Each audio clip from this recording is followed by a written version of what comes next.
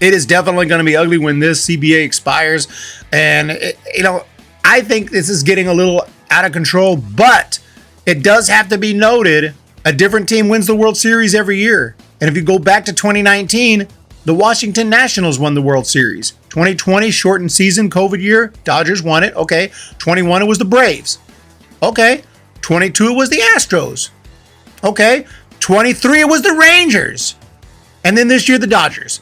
So if we go by World Series champions, it does have to be noted, it's not like the Dodgers are winning every year. And luckily, that's kind of the nature of baseball. But it's getting to the point now, Dodgers are going, like, they went crazy in 2015, 2016, 2017.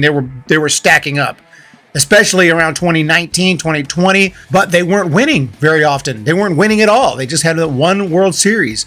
And then last year, they get the top 2 free agents, Shohei Ohtani and Yamamoto. They grab them both. Then they win a World Series, and right off the bat, they land Blake Snell. So you can understand why lots of non-Dodgers fans are like, what in the hell is going on? And if you look at the top 100 players, this is from this year. They'll have a new one here in 2 or 3 months. And just going through the top 5, Mookie Betts, Dodgers. Okay, Aaron Judge, Shohei Ohtani, Dodgers. Okay, Freddie Freeman, Dodgers.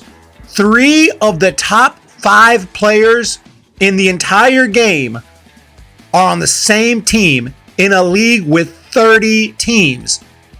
30 teams. And they have 3 of the top 5 players. And I would say now Ohtani's probably number 1. Still got Freddie Freeman. And if we just kind of do a search here for Dodgers, and we go down, we see Betts, Ohtani, Freeman. There's Will Smith at number 45. And by the way, there's Logan Webb. This is the only Giants player on the entire list. Had to jump in here with a quick edit. Actually, Matt Chapman was a free agent when they made this list. So Matt Chapman at 89. So, okay, the Giants have 2 guys on the list. One is Logan Webb and also Matt Chapman at number 89. Logan Webb at number 42. Continuing on with the list, we have Yamamoto at number 61. We have Tyler Glasnow, number 74. We have Max Muncy, number 79. Oh, what about Blake Snell? Because he's a Dodger now. He's in the top 30. And I don't mean to sound like I'm just bitching and complaining. I'm just saying, like, it's insane. Like, how do you compete with that? How can you possibly compete with that? And there are teams like the Marlins who don't have anyone. The Marlins right now shows Luis Arias. He's not on the Marlins anymore. So teams like the Marlins, teams like the A's, do the Rockies have anyone on this list? Nolan Jones at number 87. Let's be honest, Nolan Jones is probably not going to be on the list come couple months from now. He's not a top 100 player. I don't think so. Not anymore. Maybe he was earlier this year, but Nolan Jones was not particularly impressive this year. So there are several. That's just a few examples. How can the majority of teams possibly compete? It is just, like Ken Rosenthal said, the difference between the haves and the have-nots is just insane in Major League Baseball. The Dodgers are signing everyone. Yes, I'm a Giants fan. Has to be noted, if I was a Dodgers fan, what would I say? I think I would still say, like, this is crazy. But every free agent is available to every team, and you got to make it happen. I don't know what's going on with the Giants front office. If the front office is not going to allow Posey to spend money, because there's been articles earlier, the Giants aren't planning to spend big this offseason, which tells me the Giants have practically zero chance.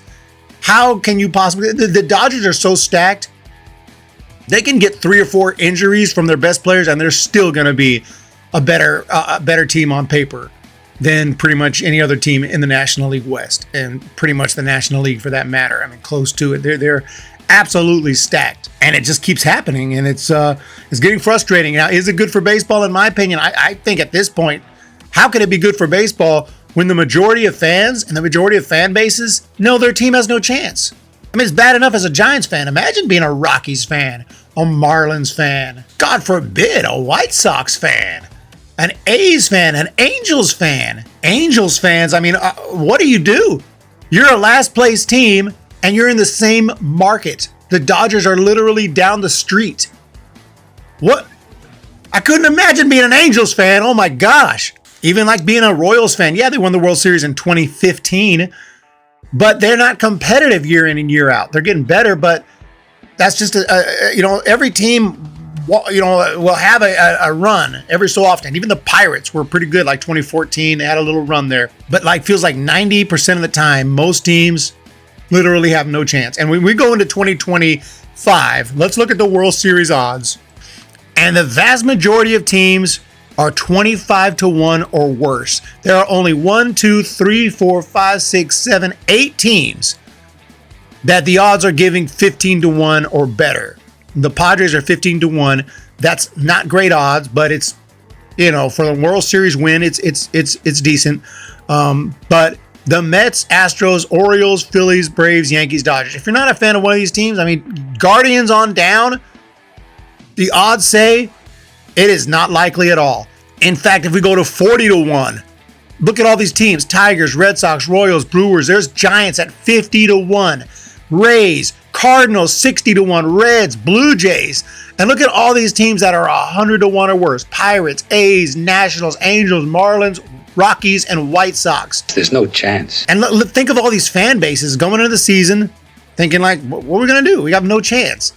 And especially as the season goes on, wears on, and you realize it ain't happening.